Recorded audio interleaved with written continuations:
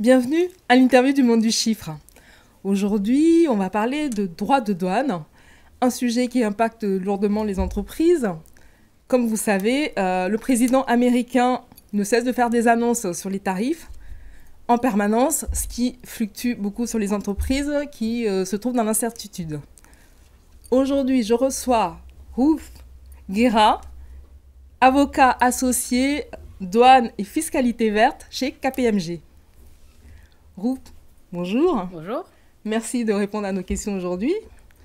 Pour commencer, je vais vous demander de faire un état des lieux de ces droits de douane qui fluctuent sans cesse, les annonces ne cessent de pleuvoir. Où en est-on aujourd'hui ? Alors aujourd'hui, on est dans une situation dans laquelle, si on prend exclusivement l'Union européenne, on a un accord entre les États-Unis et l'Union européenne. Donc le premier point qu'il faut garder à l'esprit, c'est qu'il s'agit d'un accord de commerce et d'investissement. Donc on n'est qu'aux prémices. Donc ce que je vais vous dire aujourd'hui va continuer à évoluer. Qu'est-ce qu'il y a dans cet accord ? Ce qu'on a dans cet accord, c'est trois typologies d'engagement. On a un engagement qui est sur les droits de douane, des deux côtés. On a des engagements économiques d'investissement et d'achat de matières, notamment de l'Union européenne vers les États-Unis. Et on a également des engagements politiques.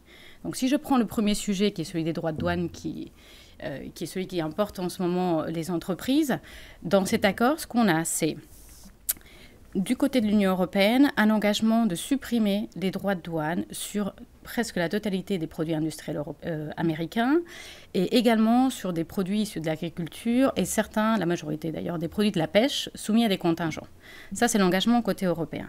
Côté américain, l'engagement, il est de limiter les droits à 15%. Alors, il y a une petite particularité par rapport aux autres droits, aux autres accords qui ont été négociés par les États-Unis, c'est que dans cet accord, c'est 15% pour tous les produits, tout droit de douane compris. C'est-à-dire qu'on a 10%, on va dire, de droits réciproques, plus les droits conventionnels qui s'appliquent. Donc c'est un espèce de 15% plancher pour la totalité des produits européens, sauf pour ceux dans lesquels le taux était déjà supérieur. S'il était déjà supérieur en droit de douane conventionnel, il continue à s'appliquer. Ça, c'est un peu le status quo dans lequel on est aujourd'hui. Et ça, c'est déjà en vigueur. C'est déjà appliqué depuis début août. Les entreprises européennes, elles sont donc à 15% sur la totalité des exportations vers les États-Unis.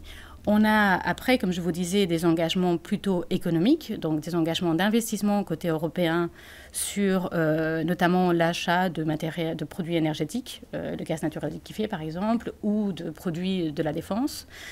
Et après, on a dans l'accord des grandes lignes pour avoir un engagement, une coopération plus accrue au niveau transatlantique, notamment sur des minéraux rares, sur certaines activités stratégiques ou sur, par exemple, déterminer quelles sont les règles d'origine qui vont s'appliquer aux produits qui vont bénéficier de cet accord.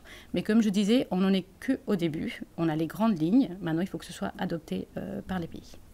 Face à ces annonces qui changent tout le temps, quelle stratégie une entreprise peut-elle mettre en place ? Est-ce qu'il faut revoir les contrats ? Est-ce qu'il faut relocaliser sa logistique ? Qu'est-ce qu'elle peut faire ? Alors, ça dépend beaucoup de la typologie d'entreprise, quel est le secteur. Si on est en automobile, on ne va pas du tout appliquer la même stratégie que si on est en pharma ou si on est, par exemple, dans le luxe. Ça va dépendre, un, du secteur dans lequel on se trouve et deux, également, de qui agit en tant qu'importateur aux États-Unis. Parce qu'il faut savoir que c'est l'importateur aux États-Unis qui paye ces surtaxes-là. Donc, si l'exportateur européen, il agit en tant qu'importateur, c'est lui qui va les supporter. Il se posera la question, est-ce que je peux les refacturer à mon client ou pas ? Ça va dépendre des contrats, puis également de sa position concurrentielle sur le marché. Est-ce qu'il a la capacité de refacturer ou pas au regard de ses pairs ?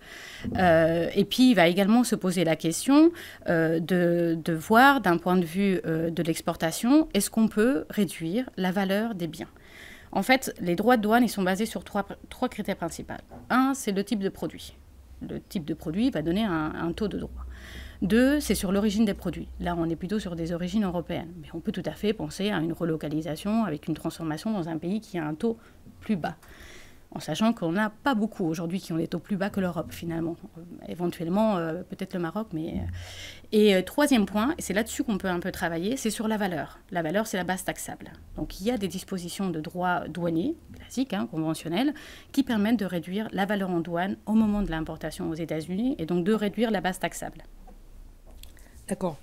Mais concrètement, parce que c'est les questions que se posent les entreprises face à l'incertitude, ça dépend, vous me répondez pour la stratégie, ça dépend de l'entreprise, mais globalement, est-ce que c'est renégociable les contrats Alors, ça se fait ou pas? Ce n'est pas du tout une clause de force majeure, ça c'est certain. Oui. On l'a vu comme le Brexit, en fait c'est un changement de droit. Donc quand on a un changement de droit, ça ne rentre pas dans les clauses de force majeure.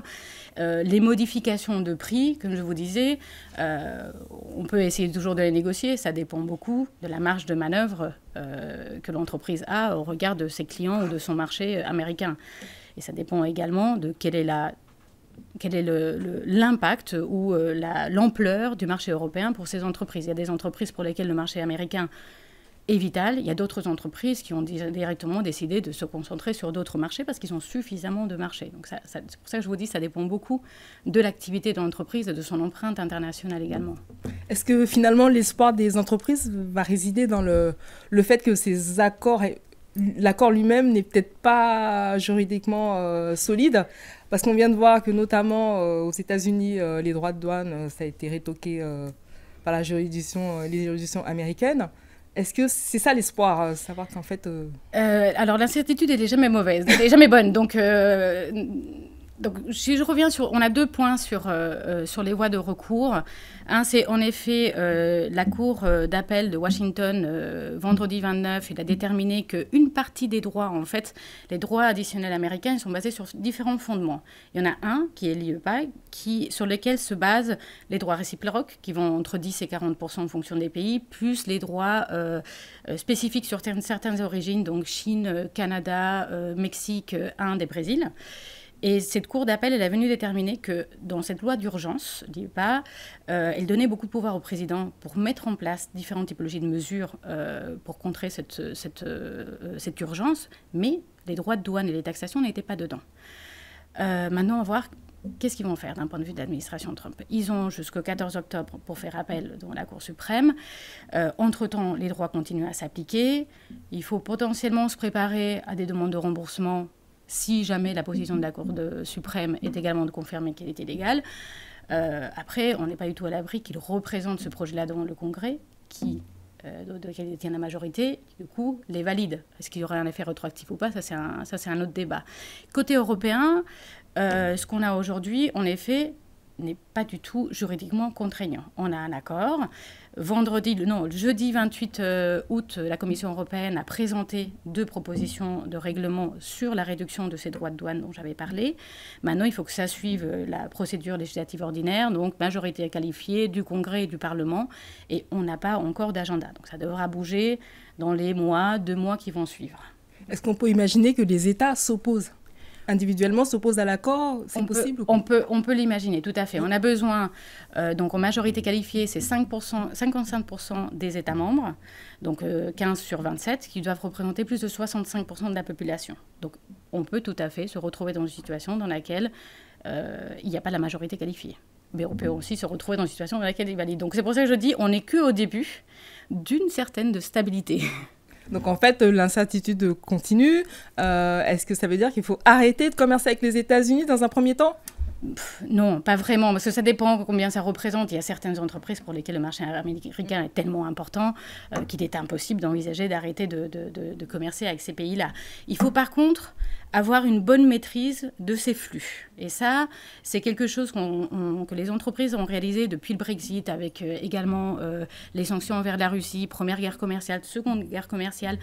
Les entreprises se rendent compte qu'elles n'ont pas toujours une bonne maîtrise de leur flux logistique, de leur flux de transformation et de leurs données douanières. Et en fait, si on ne maîtrise pas sur toute la chaîne d'approvisionnement et de transformation quel est le code douanier de mon produit, de mes composants, où est-ce que j'ai une transformation, quelle est ma valeur ajoutée, on a beaucoup de mal à pouvoir adapter une stratégie. Donc ça, c'est un des points principaux. Il faut maîtriser bien sa chaîne, du début jusqu'à la fin, avec tous les composants, pour pouvoir prendre des décisions stratégiques assez rapides.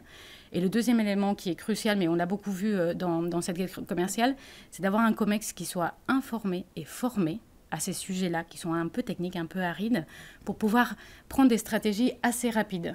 Donc ça veut dire un investissement dans la formation? Dans la formation, dans le conseil, dans les analyses, oui. Dans les données, dans les données douanières, tout à fait.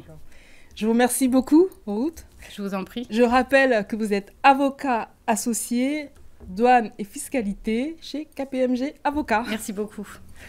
Quant à vous, je vous retrouve bientôt pour une prochaine émission.